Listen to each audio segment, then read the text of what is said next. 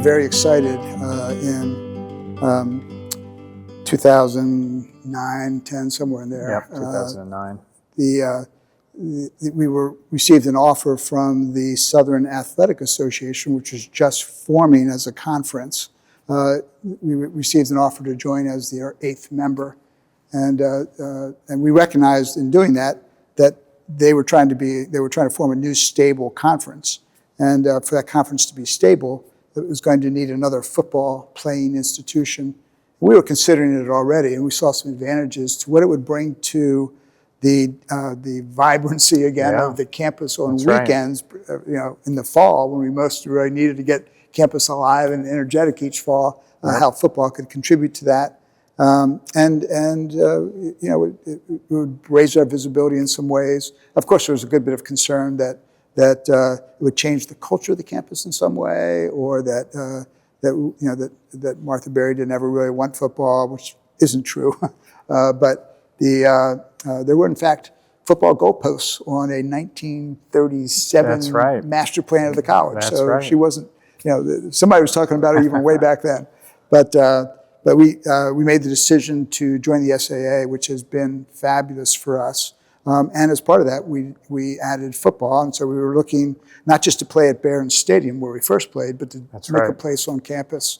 And the initial idea was to do something right across from the back cage entrance, across the cage parking lot, into the woods there. There's actually a hillside that's rounded and kind of sits there. And so we thought, wouldn't it be cool to build some stadium on the cage side, and then have the other side have seats in that bowl, that grass bowl. So you'd have kind of this, and it's kind of a cool idea. Yeah. And we actually designed a whole stadium that fit right in there. That's right. And we were pretty happy with it, and started to work on some of the site engineering plans. Yeah. And then we had some visitors we found out about. Some visitors to campus. Yeah. They were eagles. And so the original stadium design actually was like a medieval castle, and it had basically towers in it. But in the design, on the site, we found out that there were eagles, bald eagles, nesting in one of the pine trees. First time we'd ever seen eagles on campus that we could remember in recent years. But, in recent years, yeah.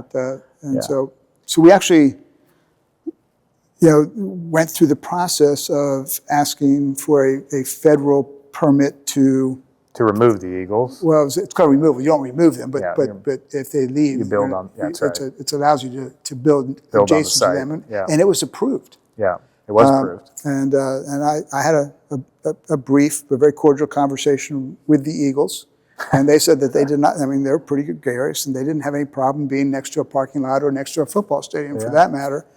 However, we had already put up a webcam.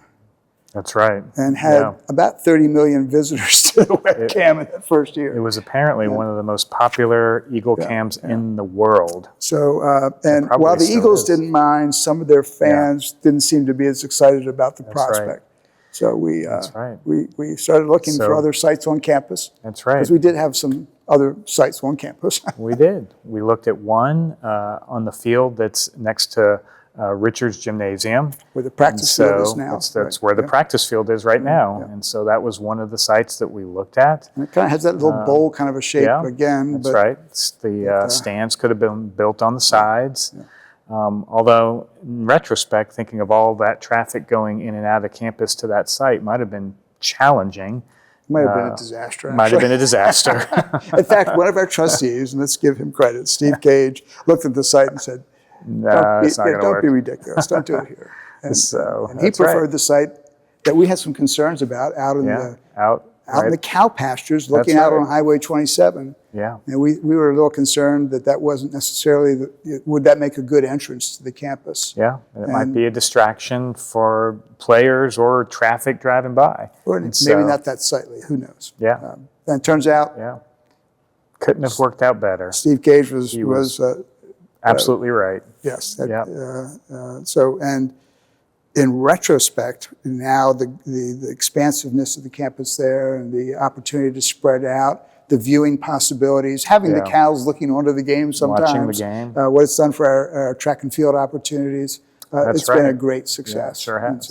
And so, the football team has not only fit into the culture, it has actually enhanced the culture of Barry in many Barry-like ways. And so we are delighted with our coaches and with our players and the way they've contributed to Barry. So they sure have. And the Eagles are still there. And the Eagles do a flyby occasionally as well. That's good.